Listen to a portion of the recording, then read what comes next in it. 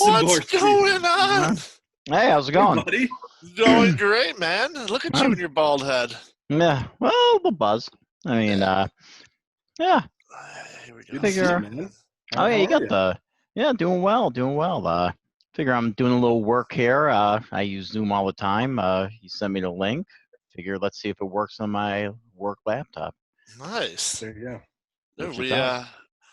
I'm gonna be so pissed if there is no NFL season because I feel fantasy-wise, this is my year.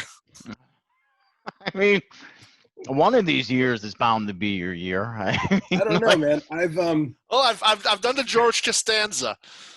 Obviously, what I've been doing before isn't working. So now I'm just going to do the complete opposite and make trades. I'm just giving people – I'm not giving people away, but I'm making all sorts of trades. I'm No, making you all were sorts of moves. yeah, you were trading like a maniac. I mean, so it could be the start of something new. That's for sure. Yeah, Yeah, man. that's never did that before. I wrote that thing. I wrote the thing. I was like, if you want Jesus, who was the quarterback I was trying to sell? Dak or something? It was like Oh yeah. it was like 3 first-round draft And picks. They were like, what fucking Frank Lamont's like, oh, if that's the only price, that's I'll sell Breeze for. I was like, I'll take Breeze. I'll take yeah, him. and then yeah, he was surprised. I mean, that was quite a shocker because he was definitely surprised, and he's like, is he messing with me? Is this real? I said, he's doing something different this year. I mean, Yeah. he's looking to. I spent quarantine being fucking hammered and had nothing to do but to entertain all these offers. I was like, fuck it. The world's ending anyways. What do I got to lose? I mean, I think I'm in 10 leagues this year, and we might not even have a season this year. It's like, I mean, because what else is happening? You know, like you can't really go anywhere. I mean, or for long periods of time. I mean, you can walk around the neighborhood or run to Target or something. But like, what the hell are you? You know, can you really do? Yeah, there's some bars open out here because I'm back to work as a bartender now, but it's still not like a place where you go and it's more like a sit-down restaurant. So it's not that you can go like, I don't know, any restaurant and be like, sit up at a table with where some chicks like, hey, what's going on? How you guys doing? It's like, what are you doing at our table? Are you wearing a mask like when you're in there? Or yeah, when I'm working, everyone has to wear a mask. You have to wear a mask when you come in. Now, when you sit down to eat and you're talking with each other, you can take the mask off. And then like you can have no more than 6 people at your table. And the guy calls, I have a party of 12. He's like, can I come? I was like, no, I'm like, we'll have to put you in 2 different tables of 6. Yeah, you can have 2 parties of 6. And he's like, can we put those tables together? I was like, no, or else then it would be a table of 12. Are they doing the I know a lot of restaurants here, restaurants that don't have it because we can do the patio out here right now, and they're just making parking lots, like they're just turning them into makeshift like patios. They're just setting up tables, literally like just, fold out chairs, and they're coning off certain areas of the parking lots just so that they can actually like be allowed to serve food or whatever. Yeah. It's like I'm not going to a parking lot. Yeah. People were waiting when they found out that we were open. They're walking by, like we had the gates set up, and they're like, you guys are open? What time? 20 minutes. We'll wait. Yeah. Now, everyone, the first 10 days, everyone was just coming in, sitting down, and just happy. I'm just happy to be out of my house, and I have all this money that I've saved up. Here's 50% of whatever the tip is. It's like exactly just to be out there. Oh, it was so nice. It's like, hey guys, sorry it's taking so long. They're like, we don't care. We're not going anywhere. Well, they couldn't. There was nowhere else open. Yeah. So it's just like you either sit here and drink or go back home and drink, but you just did that for 2.5 months. So exactly. I mean, it's weird, like, because you don't know when it's going to be. It's just funny because all this stuff happened obviously with these protests and then these things that have hit the mainstream, and it's almost like a lot of people decided it's like, well, I guess coronavirus is over now, and it's like, this isn't like a television special. I mean, it's didn't go anywhere. It's like everything's still here. Like, I mean, the precautions still need to be taken. You still have to do what you should be doing. It's not like it's vanished just because maybe we're not hearing about it ad nauseum like we were when we were kind of initially quarantined. Yeah. Yeah. I mean, it is It is definitely, and I'm not too sure if it's just the fact that bars are open now that people kind of are like, okay, everything's going back to normal-ish, or because there. I mean, I work on Hollywood Boulevard. There was about 20,000 people Saturdays ago that were Yeah. From just March? yeah. What? They marched down Hollywood Boulevard. It was about 20,000 people. Oh So wow. I mean, it's hard to watch that Hmm. and not think that people will be fine, type of thing, a little bit. And also, like you're at a bar and so you start drinking, you leave your mask off, you try and start talking. Like Yeah, there's a lot it's going like on into it. Look at this guy. it's like, because a virus is invisible, right? We rely on Yeah. our eyesight to judge our world. And it's like, well, that guy's fine, that guy's fine. You take your mask off for a little while, you're fine. And it Mhm. gives you this sense of security. Like an illusion. Yeah, that, oh, everything's fine. I've changed my work habits, by sleeping. Like I told my boss, like I'm not doing any closes and then opens the next day. Yeah. I'm done doing that. I'm definitely going to give myself plenty of time to sleep. And I'm going to take multivitamins. And I'm going to, just little things to boost my immune system that Get something. Yeah. Just take for granted. It's like, oh man, I'm on like 3 hours of sleep. It's like, why would you do that to yourself right now? this You're going to is weaken like your the immune worst. system, die. Yeah, this is the worst possible time to be to be doing that. I mean, you got to get the 7-8 hours if you can instead of 6 or 5 or whatever, and just keep the masks on. I mean, I just don't get it. Some of the, like the numbers are showing you. Like in Florida, it's like they're just these cases are just like rocketing through the roof, and it's like, I don't understand. It's like what are we? really gets to me, and you guys probably agree, is just like it's common. Like I've heard people been like, no, the masks are a hoax. I'm like, I understand, like, if you think the virus is a hoax, you can't see the virus. I understand how you think that is hoax, but like, if you believe in the virus, how do you think a mask is a hoax? Like, putting a literal barrier between your mucous membranes and a virus, it can't hurt. It really can't. It came out, from my understanding, that the whole idea of like where they were like, masks, you don't need to wear masks. The only reason why they said that, the only reason why the government said that is they purposely lied to us because they didn't have enough masks for people there's a that shortage. really needed it. That's why, like, they just lied to you. It's like, well, we were told not to wear masks. It's like, we lied to you. Well, what they were saying, but they didn't say, they never said if you wear a mask it's going to hurt you or it's a lie. They said, right, don't stockpile the N95 mask. There are doctors and nurses who need them. Please don't stockpile them. That's what they probably should have been more blunt about it and just been like, listen, it helps, but you can't have them. Exactly. Like, medical people need them. Yeah. I mean, like my wife's a nurse. I mean, and believe me, that virus is real. I mean, that was like killing off like the nursing home, like, I mean, not to laugh about it, but it's like, it was like a third of the people were, maybe more, were either shuffled off because they were separating them into like these COVID rehab units, or in they New were York, just, it was what, 42%? 42% of the people that died or got it were in nursing homes or something like that. Oh yeah. I made the joke. I heard Cuomo was going to put a 2-week quarantine on anyone coming to visit New York from Florida. So I messaged. I was like, is he going to quarantine them in nursing homes? I mean, really. I mean, you certainly can. I know they're not allowing people to visit. They haven't since March. Like family, you can't see. You can't see anybody in the home. But because it's been so. But it's funny how this stuff starts. Like at my wife's nursing home, they had a nurse went on vacation. I think it was Florida, somewhere down south. They came back. The spouse was symptomatic, showed symptoms, tested positive. They told her to still come in because she was negative. They didn't quarantine her all. This is at the beginning in March. She comes in, of course, like we've been seeing this rapidly spread. Whole units were being impacted by the COVID. And then this was before they really had any kind of game plan in place. So they barely had supplies at first. And then they needed, so they were saying they didn't have enough masks, they didn't have enough this. They were trying to have nurses reuse all the same shit over and over, which you're not supposed to do. And one of the nurses called the news And the news camped out, like they showed up outside of the nursing home trying to get, because they wouldn't release who was impacted with COVID. They're like, well, we don't know the numbers yet because the numbers are astronomical. And then, of course, the next day, fresh supplies, by the boxes, just boxes of supplies were suddenly there.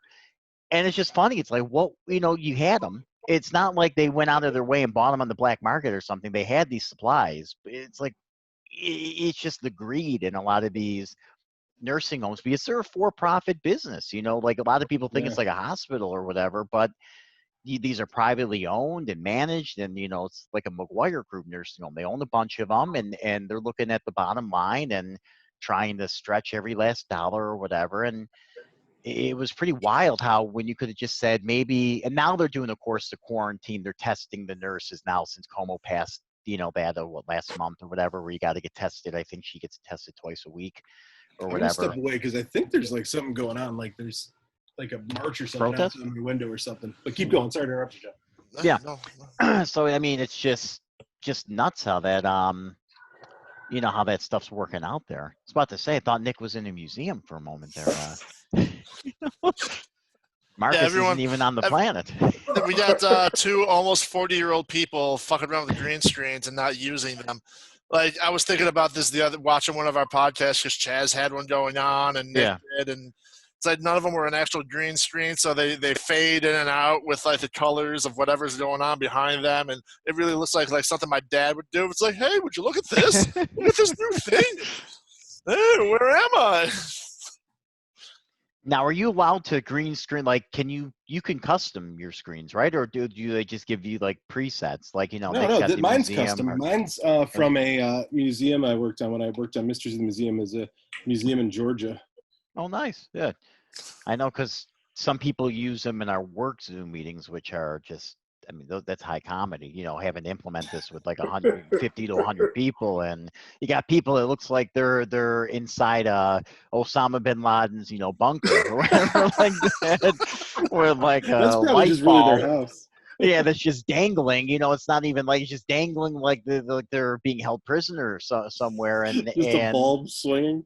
yeah, and it's like poorly lit, and this is like a CFO or something. We're thinking like, oh, are you in danger? Like, well, what's happening here? You're probably making $350,000 a year. Why are you in a cave? Like, and I'm in just a regular room. He's in his bunker. Oh yeah, and you got these crazy backgrounds in that, and it's pretty funny because you got some of the old timers that just learned how to use it, so they're excited to have some crazy background that they put up, and it's like their family, but it's like too large, and it just looks like absolutely ridiculous, or it's like just turn the background off. Like a wide shot of the family up, but like the heads are out of frame, so it's just like, yeah, exactly, and it's like too big stomachs across the screen. Yeah, so it's like they're sitting and there's a whole bunch of giants behind them, and it's like, well, what are you trying to show us here? This just looks preposterous. Yeah, like, So yeah, what sport's actually going to come back first? Because baseball should have, but they can't get an agreement in. Like, yeah, I think hockey is actually going to be back pretty quick. Because basketball too. I think those should be the first two. Yeah, they might do basketball. I think, but they might do less floor seating or something like that. Yeah, it's gonna be at Disney. Like, they're gonna have them all in the hotel. Like, they have them all in the different hotels, and they have like, because Disney. I don't know if it's a Wide World of Sports or if it used to be that or if it's something else, but they have like regulation courts, like several of them that they're all set up for TV, and they're gonna put them in this Orlando bubble. They're calling it, where they're going to basically be wearing, I guess, these like wristbands. I don't know if you've ever been to Disney recently, but they have those like fast passes. You can kind of wear them on your wrist, and they're almost setting up something similar where they're going to put like these like bands on them, so that way they can make sure like that it's really more of a tracking device for them to make sure they're not leaving the bubble per se. But but at the same time, every day we're hearing more and more about cases in Florida of, hey, 3,500, 3,600 are positive, 3,700. But I guess in 2 weeks, 2 or 3 weeks, they're supposed to come back to the bubble, play like 8 or 10 regular season games, something like that, maybe 8. 22 teams to determine who makes the playoffs, and then they're going to go from like a non-conference type seeding, which I think hockey's doing something like that. They might just be going right into the playoffs. Because I know the Sabres aren't going. No, they're not. Yeah, like They just fired everybody. Oh, they did, and they should. They should. Yeah. It's like when you got that many first round draft, might keep you. You lose that many times. It's almost like Edmonton Oilers. You know, they're getting so many first round draft picks. So many. I mean, we were getting second overall picks. They're getting first. Like how, Reinhart, I don't understand it. It's like how can we still be this bad? Like we're not even competing in some of these games. Yeah, like I don't know a ton about hockey. You know, just more of a casual fan. But I know, like you were saying, Edmonton had a bunch of number 1 overall picks. They had they picked up what's his face, that stud when Eichel was picked. McDavid. Yeah. And the Sabres seem to be getting all these high picks as well. And didn't Edmonton make the playoffs at least? Maybe I think they made it last year. And the Sabres just, it's like they can start hot, they go on a stretch, and then they're always just like in the toilet. We're the best team in the league like 2 years ago. I bought the NHL package when I was out here. I was like, dude, finally they're gelling. Finally, it's coming to fruition. So I bought it. I was watching the games, and it seemed as soon as I bought it, they just started sucking. And it seems like it's embarrassing because didn't they go through in the last 10 years something like 6 coaches, 4 general managers, something like they've been a crazy amount of turnover. I mean, they've been flying through people. But I feel like they've actually been hiring just really shitty coaches. Like, I mean, even when Ted Nolan, like, who was just the replacement coach for an interim, at least he got like the goalies to play. Like, there was no one on that team. I can't name you one person from that team during his like second tenure. When he came back, when he came back, and it's like, okay, we all know why he's here, you know. And the Sabres aren't supposed to win, but they played tough. They played tougher. I feel like if he would have coached them now, they'd do a little bit better because he can motivate people.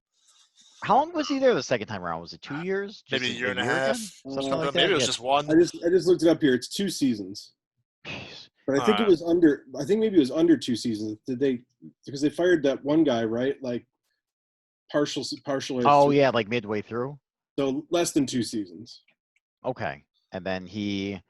Jeez. And then the next two guys you had 2 seasons. Then before obviously all this stuff, they had Lindy Ruff for like 16. Oh yeah, for a long time, and obviously they had postseason success with them, and they just seem to be more competitive. I mean, was it right after? I'm trying to remember. It was right after that lockout, right, where they lost the year where they were really good, where they had Drury and Briere. Yeah, Briere went to Philly, and they would have. I still think they would have won the cup the year they lost to Carolina when they went 7 because they lost all those defensemen. Didn't they have to bring up guys from like the minors or something? Like there was like a 38-year-old guy who never left AHL or something that was like defense. They were just like, hey, my dad knows how to skate. Just put him in the fucking ice. Oh my God, like we have no one. We had no defense. And we still almost beat the fucking Hurricanes, who went on to play Edmonton in the Stanley Cup Finals and then wound up winning. Yeah, like that was better than the Zamboni driver, though, right? Yeah, I know. Yeah, putting on the gear. I love that story. That story's going to go down. They're going to make a movie someday of that, right? Or something, or at least a TV Disney movie starring Mark Wahlberg about the Zamboni driver who just really wanted to play but wasn't quite good enough. And then one day the team sucked so bad they put him in and. And he was stopping shots. Yeah, he got the win, and he was actually legitimately stopping shots. It's not like he only, defended 3 shots or whatever. Like he was shutting guys down for a moment there. That was a good story. But I mean, with baseball, it just seems like they just can't get baseball. It's weird with baseball. You see all this. There's all this big money with the contracts, but yet, how many people do you know like below the age of like 35 that even care about baseball? Like, out here maybe with you more because you have like the Dodgers, and there's probably more of a presence where Dodger fans are legit. I think living in Buffalo, I thought the same. Is like people don't give a fuck about baseball, really. I really didn't think people care that much. You go out here, people have Spectrum, like they're paying $60 a month just because that's the only way you can watch Dodger games without going to see the Dodgers. Like you can't watch them on like regular TV. Yeah. So like everyone has it. Everyone's got Dodger gear on. The bars have been packed like the past 2 years when like the World Series was going on and the Dodgers were in it, or even the playoffs. Just every bar packed to the gills. Everyone's drinking, having a great time. Baseball's alive and well out here. Yeah, and then it's kind of almost like, I guess, with the Sabres here. Like you could probably go to a lot of Yeah. places in the U.S. and people will be like, "What's hockey?" Because ESPN sure. doesn't cover it. I think it's really. regional. It is, yeah, I would agree. And with baseball, it's like you can't lose another year. Like Oh, you had the it'll be lockout. it'll be the end of this. I feel like it would be almost the end, but like, yeah, they gotta play. Have to. If I was any sport, I'd be like, dude, this is our time. If there's Yeah. no other sports on there, people are dying for sports. Dying. That's Hey. why I think NHL Hey, we're is dying to get back, because not only do you have the glass between the players, but the NHL is the least popular of the big four. You know. Yeah. Yeah. So hey, they're fuck like, that what is it? glass, dude. What? We're talking Homer, Buddy in the Straw. Oh, oh, The Simpsons. Yeah. Oh, man, he's gone. But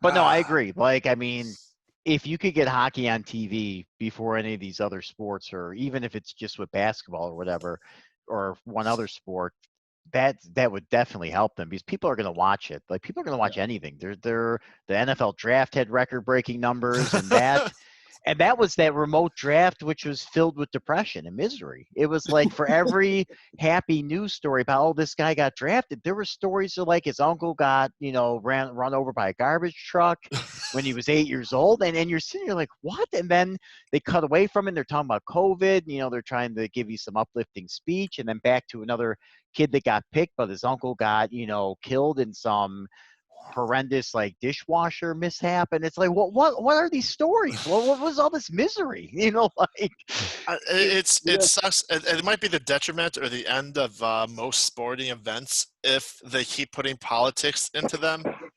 It's like people, you watch sports because you don't want the escape. You don't give a fuck. Yeah, you don't. What was it? Bill Burr is like every sporting event for some reason he's like, all of a sudden they're like, and this person, like the 7th inning stretch, and they're talking about breast cancer and how all these people died, and he was like, what? Or like, the NFL talking about beating women. He's like, why are you talking to me? I'm not the one that beats women. You're the one that beats women. Like, I don't need to hear this. This is you guys fucking up, and you're acting like it was my fault. Oh, I'm just a fan. He's like Roger Goodell could punt a baby in his steel-toe loafers 50 fucking yards. He's like, and I'm still going to watch football every Sunday. It's true.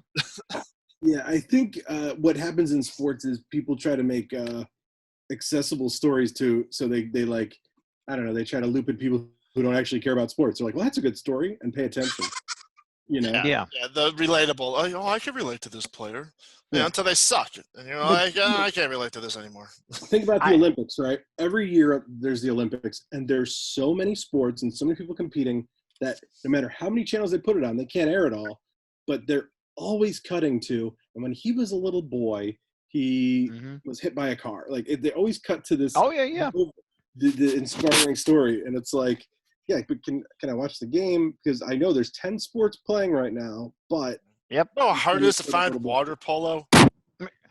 And I think you need it, like, to one degree for maybe things like the Olympics where you're trying to bring in new people. It's only for... And it's like, I don't know who this guy is. Yeah, every 4 years, 8 years. But, like, you don't need to be pushing all these narratives in major... Because, again, people are watching regardless. The NFL, like, look, it's my favorite sport, love football. But, like, there's so many turds, like within, if you're talking about, like, the hypocrisy of a commissioner, if you're talking about a lot of these players that can be kind of degenerates, and then there's good players too, obviously. It's not a generalization, but there's, craziness. Leonard Little can, drive drunk and kill like a mother coming home from working at a hospital, like a late shift. And, he misses, like, I don't even know if he missed time when it happened in the early 2000s. And it's like, I'm going to watch... Look, I'm I hate to say it, but it's like I'm watching the games. Like it's whatever's going to happen is going to happen. If I'm fine with people protesting, I'm fine with people doing whatever they want to do. I'm just going to want. I buy the NFL pass. I watch my Bucks games on on a red zone, like on a link, on a red zone link or whatever. I watch my NFL pass that's doing the red zone, jumping around.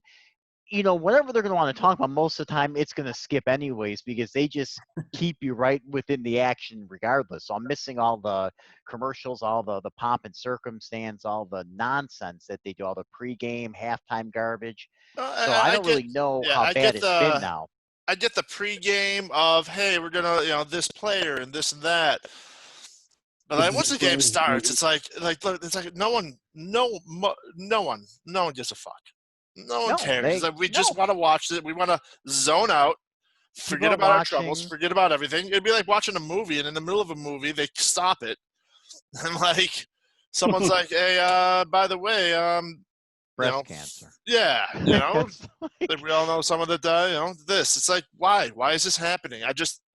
If I wanted to care more about this, I would be watching the news right now. and the worst, it's like I said, it's a major billion-dollar corporation, and it's like a lot of these major corporations, like with Juneteenth, for example. Like, it's one thing to acknowledge, but like some of these places co-op so quickly onto it, and then you have to look, and it's like I work for a bank, a mortgage side, and you see some of these banks, they let people out 2 hours early. They're sending all this emails about like Juneteenth and read these books or do this, and we have to be more aware.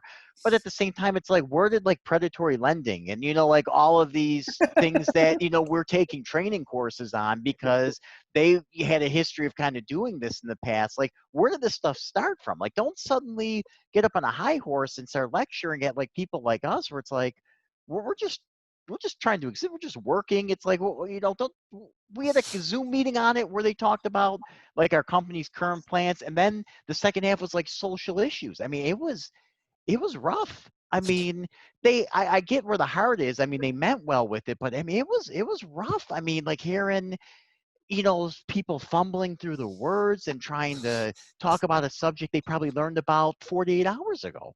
I mean, it's like, Oh, the first time I ever heard about Juneteenth, I knew nothing about it. yeah, Growing up, no, I never heard about it at all. I was hanging out at a bar with Marcus, and there was this white chick who was flirting with George, maybe, uh, maybe that Mike Gallagher. You remember this story, Marcus? Yeah. She Yeah. was like, "I want to go to Juneteenth with you," to Marcus. Marcus is like, "Why?" And I was like, "What the fuck's Juneteenth?" And Marcus filled me a little bit about it. And the gist of it was, he was like, "Why would you want to go?" He's like, "You're a white girl. You're just gonna get killed. What do you do?" and I have like You talk nothing. now. Yeah, Like, that was Marcus's comment. It's because I was like, "Hey, you ever go there?" He was like, "No, I don't want to get shot." Wait, and And it's what? like, Maybe I'm not understanding. I only know the historical. What was there some kind of? oh, there's a parade in Buffalo like every year. Okay. And and then it's like, Andy mentions in our big comment, he was like, "So, what's going on for Juneteenth? I'm here for you guys." It's like, how long have you known about Juneteenth, Andy? yeah, I honestly just learned about it. Well, I think half the people posting about it, well, at least all the white people, I'm just I gonna assume. I grew up in the North, and I learned about slavery, obviously, and the abolition of slavery. I just learned about Juneteenth. oh yeah, I mean, and I knew obviously they had to announce it at some point, but I didn't actually know that this was something celebrated. I'm all about awareness and learning things, and that it's just I don't need like a corporate entity being the Yes. one to take the lead on like, and then and The ones almost that have doing it in been a way doing, that they're lecturing us. Like, they're the ones that fucked us over, and now you're the yeah, one they're yelling at you for not doing yeah, right. like I don't need the people that were oppressing other people suddenly do like a whole 180 and then almost lecture me and talk down to me on why I should be more aware. It's like, look, I'm open. I'm aware Yeah, to you're like, new I ideas and grew up in the learning North. things. My family moved here in the 1900s. Yeah. But your bank's been in business since 1850. Yeah, like I mean, when there's red lines and there's all these terminologies that that you look back in history on with lending and with things with the banks where there's a kind of a dark history, that Yeah. they've obviously are trying to work past, and I'm not going to hold the current leadership accountable for that, but at the same time, come on, don't representing this corporation be the one to like it'd be like Pepsi, like giving us a lecture on this. It's like I don't need to hear from a soft drink company Right. about I think racial issues. I agree. I think there's uh I don't like when like causes are great, right? And I think Hmm. the causes are great, but yeah, it's a little bit gross when they're using it to like earn money to buy Yes. Pepsi, right? And I don't name Yeah. something, Yeah. you know. Or turn it in, or in a way, even if they don't mean it, just being Pepsi and speaking out to that degree. Yeah, you bring some awareness to a point, but at the same time, you're also like it's like advertising. Then I don't That's know. what I It's mean. just Yeah. a tackiness like to Now it. now if they ran a public message and didn't say Pepsi at the end, Hmm. like if they secretly bought one that Yeah, didn't say the name of any brand, and then eventually it got, leaked by someone somebody.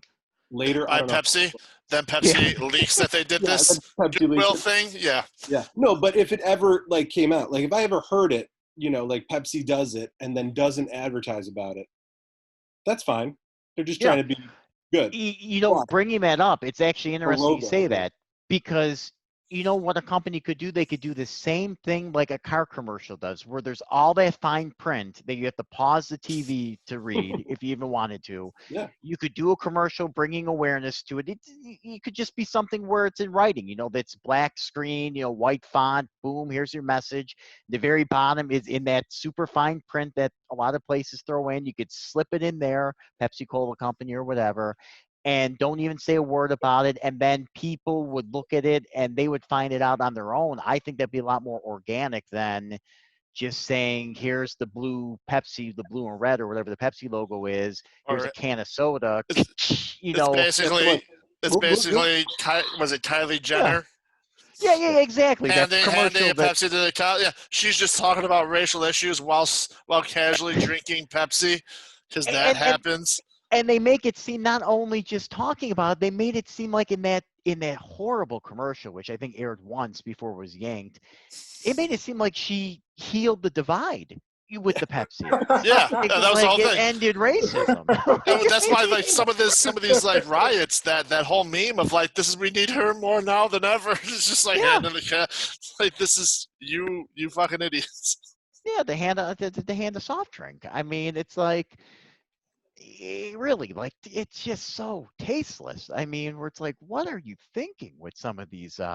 Like, and I know some of like what was the one, Marcus, that I sent you? Remember what was it? Popeye's chicken. Remember they had that first tweet that said Yeah, we would be nothing without black people, and then they yeah, sent it, and it just stopped right there, and then they yeah, had to yank it down, post it back up, and like actually write a full paragraph because right. people are looking at this and say, "What the hell is this? We would Yeah, be Popeyes would be nothing without black people." yeah, Like, well, what is this supposed to be telling me? And yeah. it's I mean, my God, have some awareness. I mean, Yeah. like, I mean, yikes. look at the other nominee. If you don't vote for me, if you don't know who to vote for, you're not black enough. It's like, Yeah, what? yeah, How is that a comment? This guy, Charlamagne the God, is asking you a simple, like, he's like, hey, I want to know what you're gonna do for my community. Like, I absolutely know. It's like, yeah, this is a very smart question. And then he made that comment. It's like, it's oh yeah, like the two old men basically on both sides of the spectrum. You had, what was it, Biden making that comment, and what was it, Trump talking about that he made Juneteenth basically popular. yeah that he basically yeah like brought Juneteenth back. I mean, There's some things like you got to know to just step back or something. You know what I mean? yes, Or you say, you know what? You know who would who would be better to speak on that is someone who's suffered from this. yeah, This is not something I've ever had to experience in my life, and I support them. But let's hear from them. yeah. Like sometimes you don't have to like be a ball hog, right? You Like can listen exactly. pa- Sometimes it's good pass to it. Let them. listen. Yeah, No one expects the president of the United States to know every fucking thing. no, Right. and it's just like, and we don't Luckily, need we the have one ego. that does. Yeah, it's like, yeah, we don't need the ego, where it's like everything isn't revolving around, just one person like that, where it's like, oh my God, like that's my big issue, at least with, forget the politics even for a second. It could be on any, when you have somebody that's just in it for themselves, which, I mean, let's be real, that's what our current president's in for. He's in it for himself. I mean, I would say everything has to majority be of about career. him. Yeah, I'd put that under majority of career politicians. Yeah. I I don't mean, disagree, but this this is a level of there's a nakedness to it where it's like I Exactly. literally need to be everything's about me.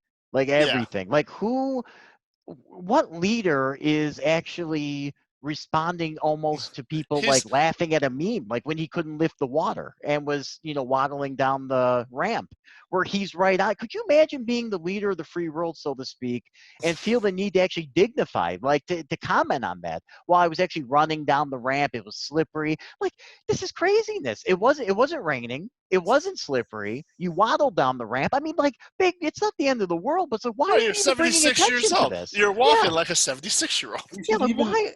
there's things you should let go because you look worse by talking about them. Absolutely. Also, It's how do you oh, like the retirement age is like 62. Like if you're in like how are you still why are you not More retired? than 65 now, but yeah. well, Whatever. yeah, I- mid 60s. Mm-hmm. but yeah, it's like we all know you have enough money.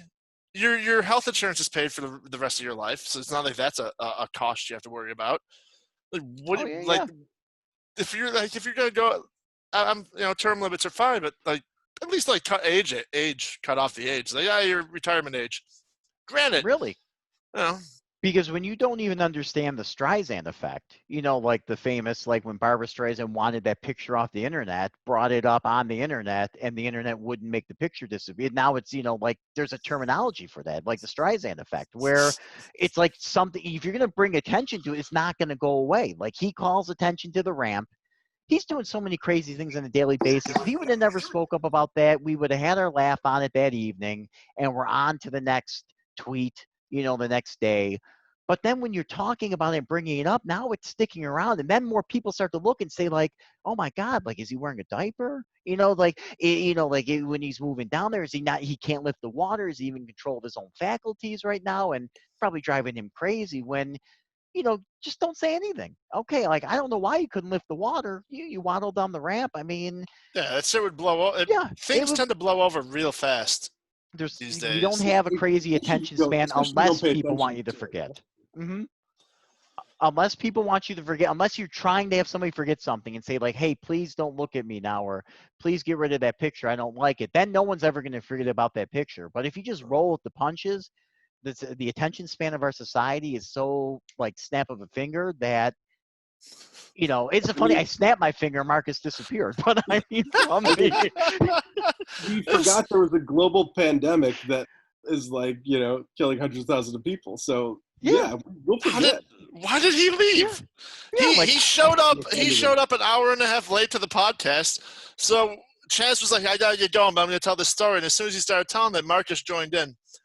And then we're like, "Should we just do a second episode?" And he's like, "Yo, get Zimborski." I was like, "Yeah, let's do it." And now he's not even here for the end of this. He's got a girl over and she's wearing a MAGA hat and you offended her. remember when you did the first run of the podcast, at the house, and we would come over to record, and Marcus invites me. I think it was my first time coming, or maybe second. I don't remember, but he invites me to come down there. He's like, "We'll be talking about these things," and then he doesn't show up. Like I come in, Shawn's like, "Hey, good to see you, man. Like Marcus just sent a text. He's not coming today." And I'm like, "Well, he was what?" I'm like, he was going to fill us in on what we were going to talk about. I'm like, he's not coming. He's like, "Yeah, he's not coming at all. He's not calling. He's AWOL right now. We don't even know where he is." I'm like, "Oh, okay." I will give him this. He's made every episode, I know. I even was if it's like razzing him last about it. second. It's like, Like, thinking like I go, "You've been in every one," because I listened to the last few, and then you guys had that gap for a couple weeks before the latest episode, which I listened to, was that was posted. that was my fault. That I was forgot to hit. I forgot to hit publish on the thing. we Like I had knew recorded YouTube it. was ready, everything was done, so that was 100% my fault. They're like, "Dude, I don't see I am Raycor on here." I was like, "Well, I did it," and then I went Yeah. on there. I'm like, "But I didn't hit publish."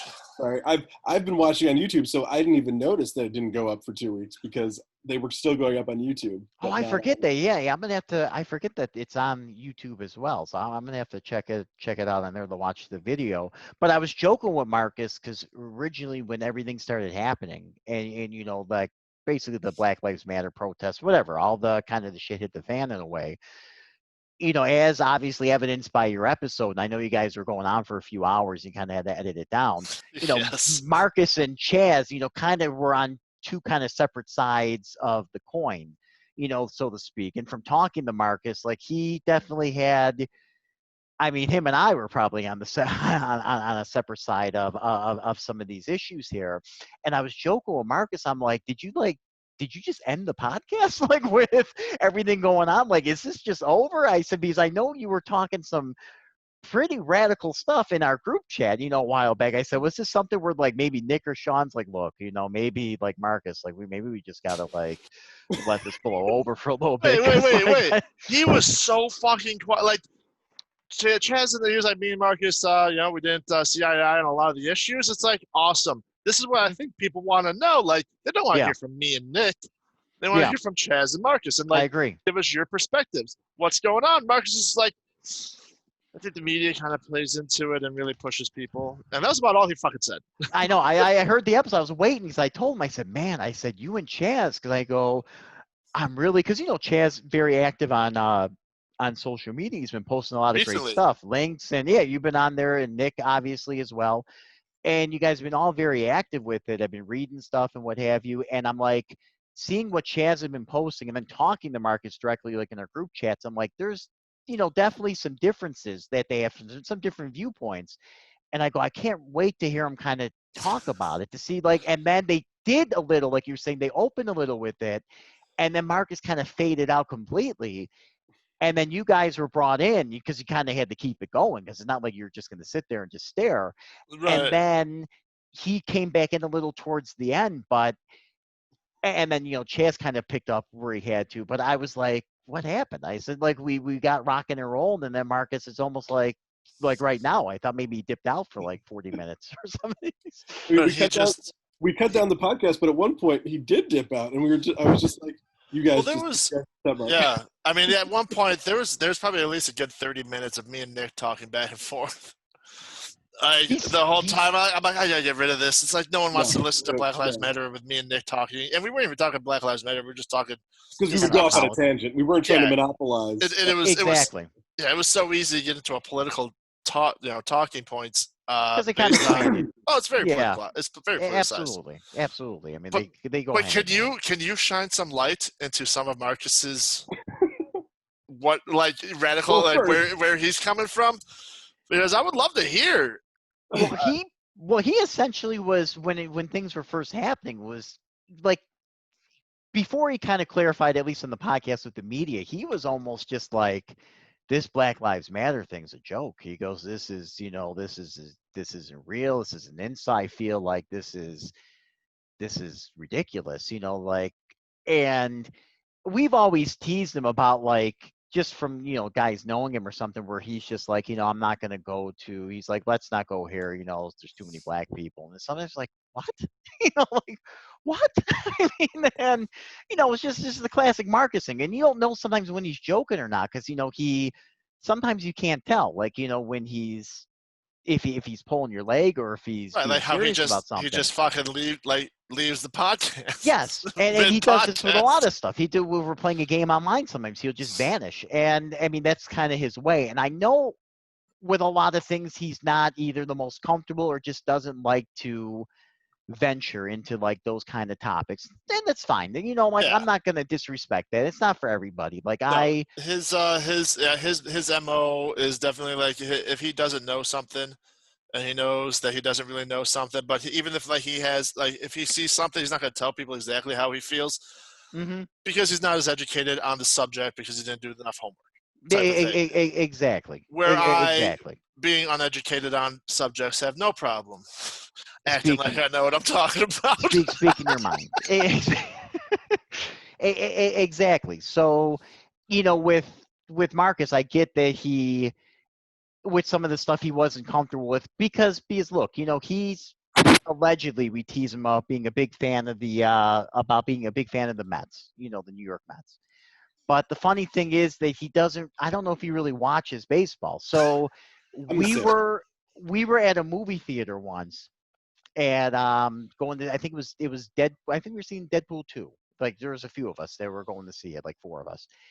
and he had the Mets cap on, and he's walking. He gives the tickets. He's turning. He's walking down the lobby, and a guy's next to him, big Mets fan. I think he had like a Mets T-shirt on. He's talking to Marcus. He goes, "Oh man, the Mets." He goes, "Love the Mets," and he's talking to him, and he's saying like, what do you think about the season? What do you think? And Marcus, he goes at first. He goes, "We just, we got to win the pennant."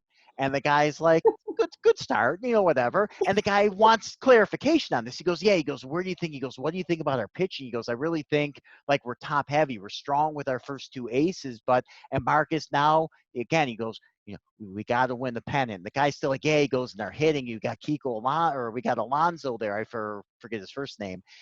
And he goes, "What do you think, where we're at second base?" Now Marcus is starting to sweat. You see it you see the sweat kind of running. I see it like standing next to him. And I'm only, again, a casual baseball fan, so I can't go deep on it like I can with football to unfortunately like really kind of stoke the fire here. So I'm just kind of nodding along, and I'm asking, but I keep encouraging. I'm like, Marcus is such a huge fan. He's Mr. Baseball. And like he's sweating profuse, like you can see, like he's starting, like his shirt's starting to soak with the sweat, and he just keeps saying faster and faster, "We gotta win the pennant. We gotta win the pennant. We gotta win the pennant."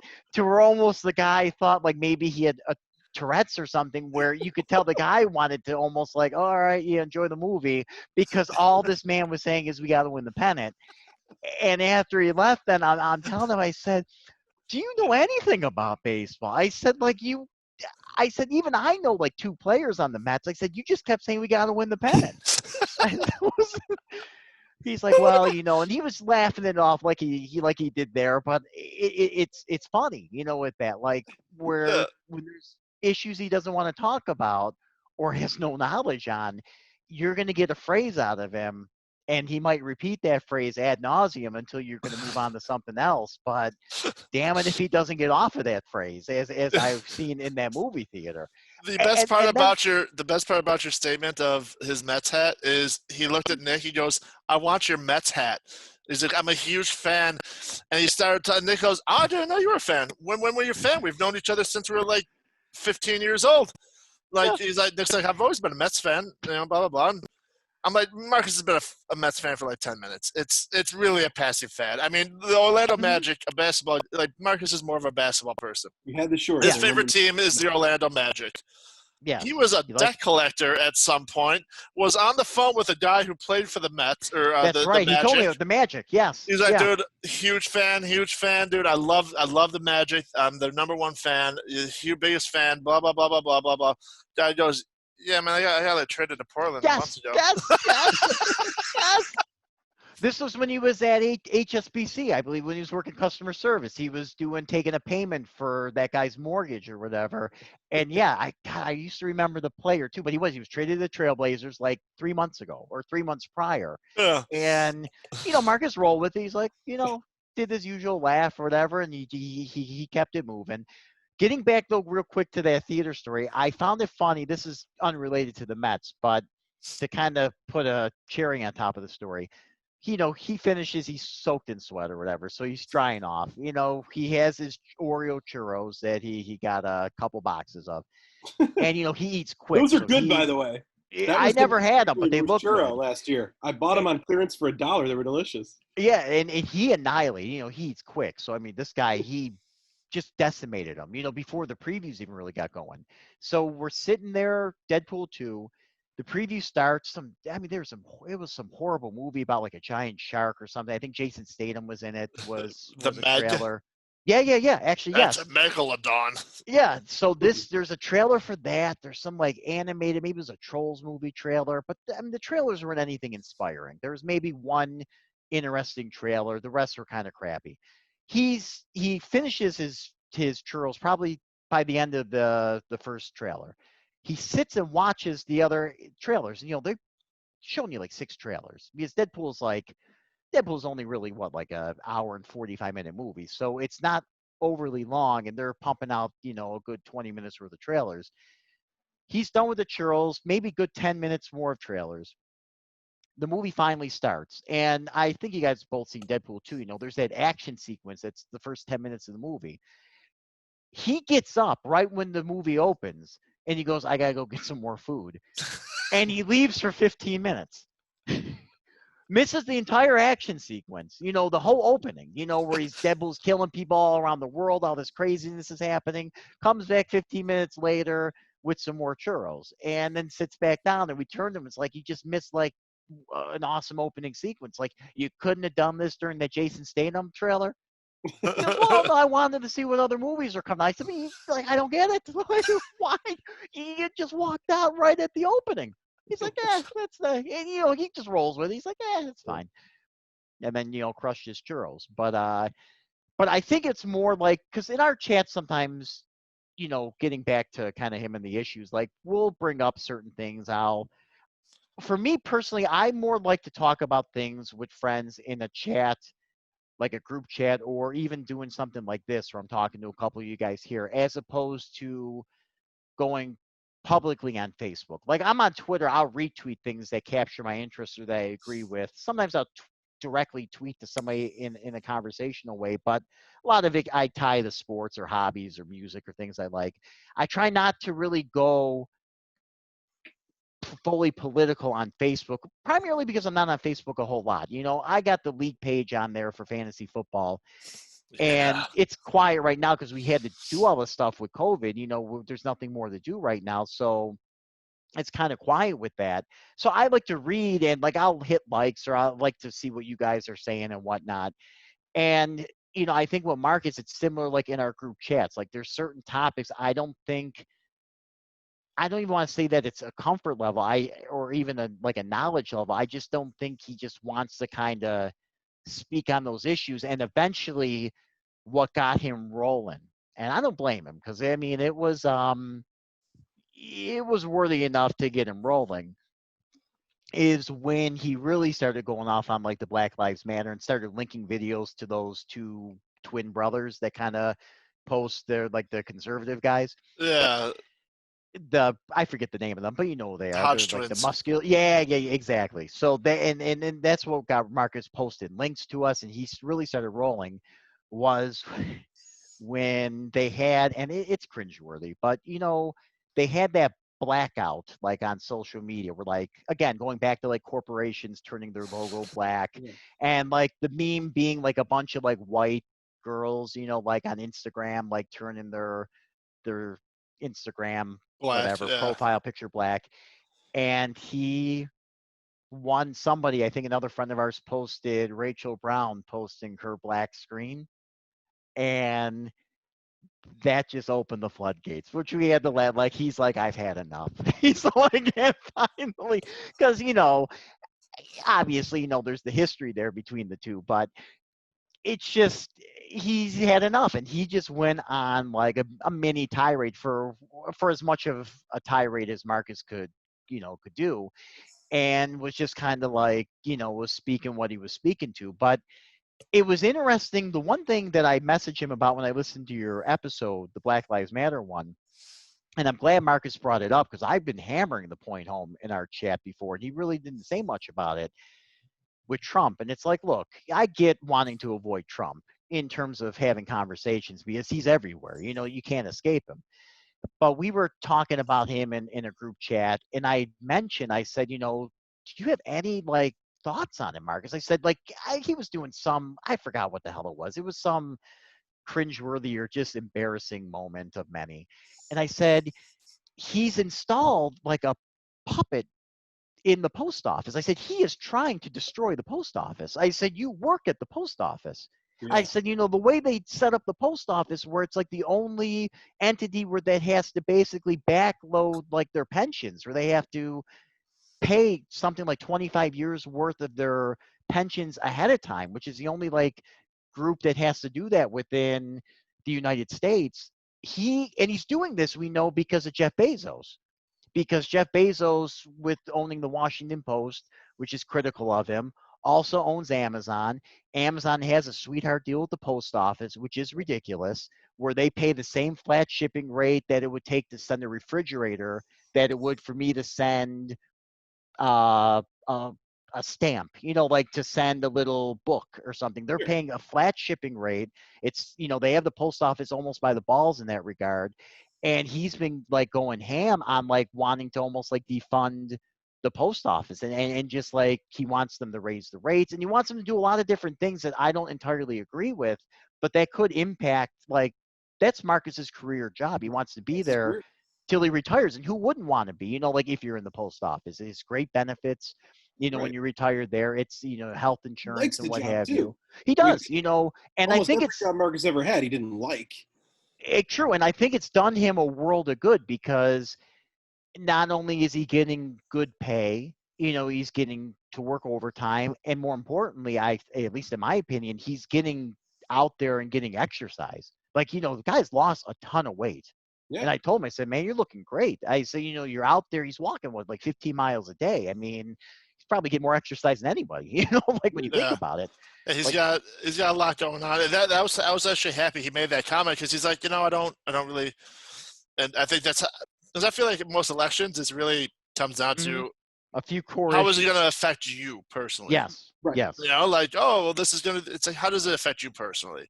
And then he was like, he wants to kind of get rid of it, and that's my career, so that's where I stand. It's like, yeah, okay, no, and that's logical.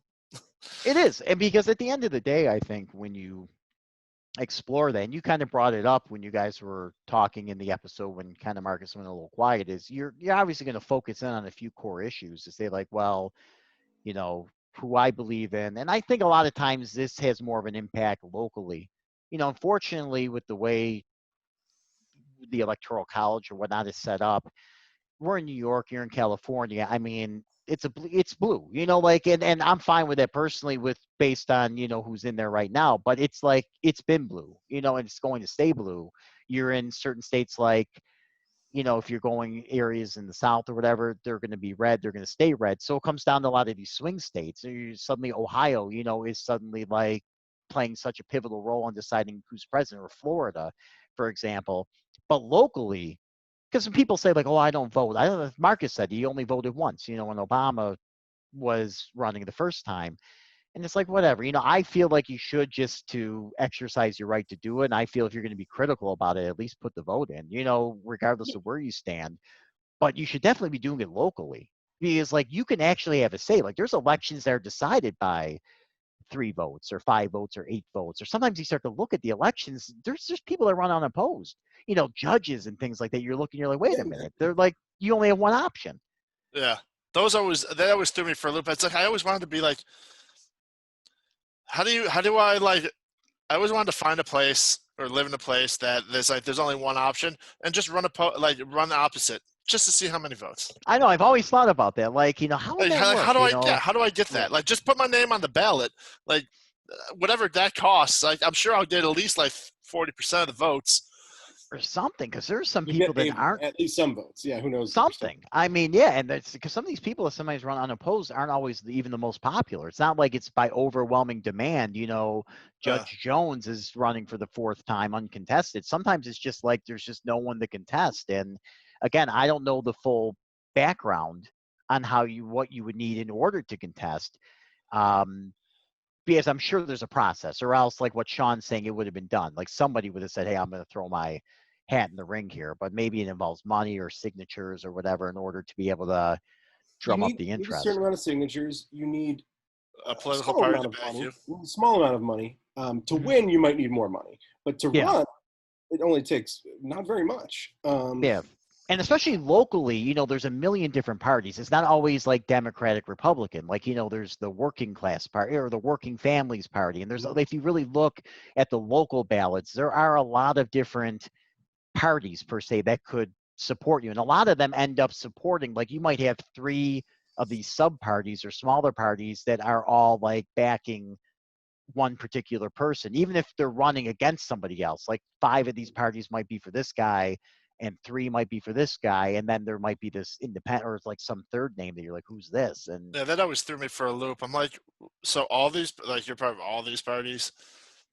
yeah, and it's true. And then else, some, and sometimes you have to wonder, because there's some people that go in when you're especially if you're voting in an election, and you're not just voting for like the president, but you're also voting for some of the local issues. There's some people that are probably going in there and just voting down the card for what they feel is one party. Say, well, I guess I'm going to vote Obama. I guess I'm going to vote for whoever is Democrat, this time around, without knowing sometimes that, especially locally, there might be only one person, or there might only be people that aren't with that particular alignment, that you're just voting without even thinking about it. And it's funny because those are the elections that truly make a difference, where it's like you get 135 people that aren't going to get off the couch in New York or whatever, in Erie County, to vote.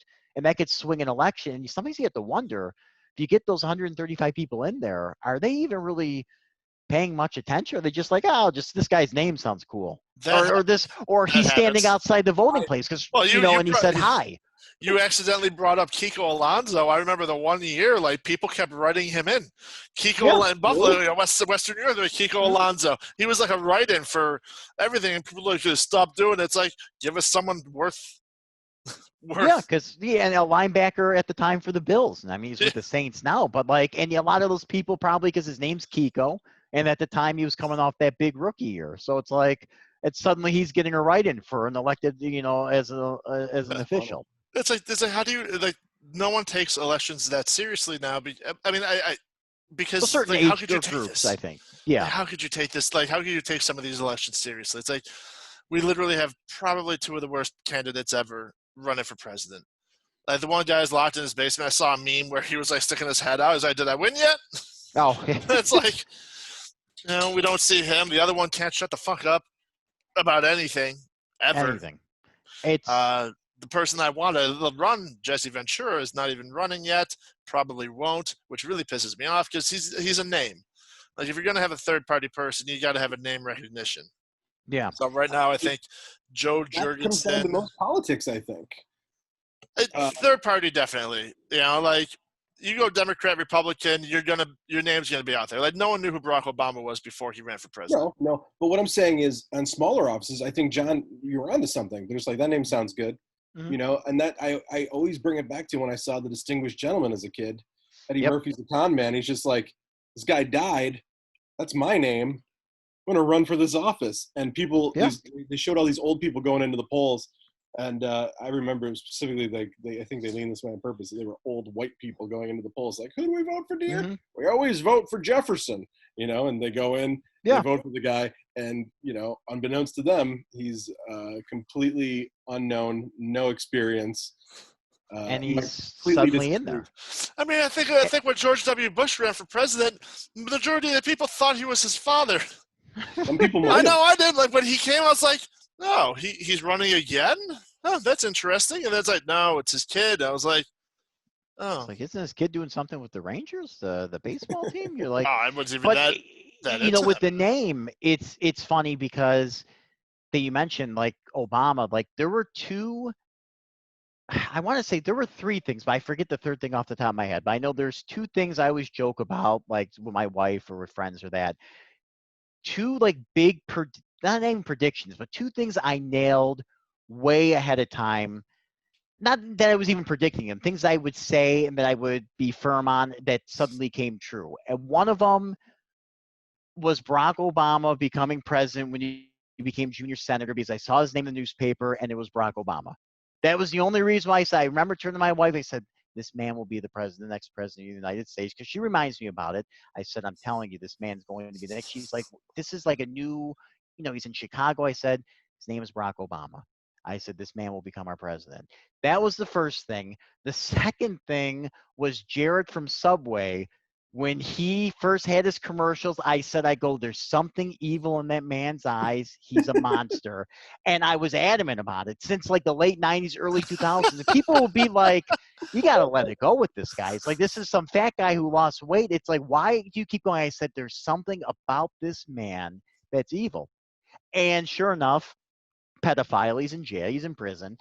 Those two things, one of them because the name just sounded unique to me. Oh, Barack Obama. I'm like, this man will be president. I don't know why I said it when I did, but I get reminded about it a lot from my wife, especially because I was yakking her ear off about it. And then with my family, it was with Jared. They're like, when that happened, my phone was blowing up when he eventually got picked up by the feds. They're like, you son of a bitch, you were right. And I'm like, what happened? They're like, you were right. They're like, that Subway spokesman. They're like, he was arrested. He's a pedophile. They're like, you He's a called this huge yeah, pedophile. huge. And they're like, how? And then they ask you, like, Although, if you're why? watching this on YouTube, click subscribe, click the little bell, and whatever the fuck else you're supposed to do to keep following us and get notifications for every week that we get a new episode. Follow us on iTunes, Stitcher,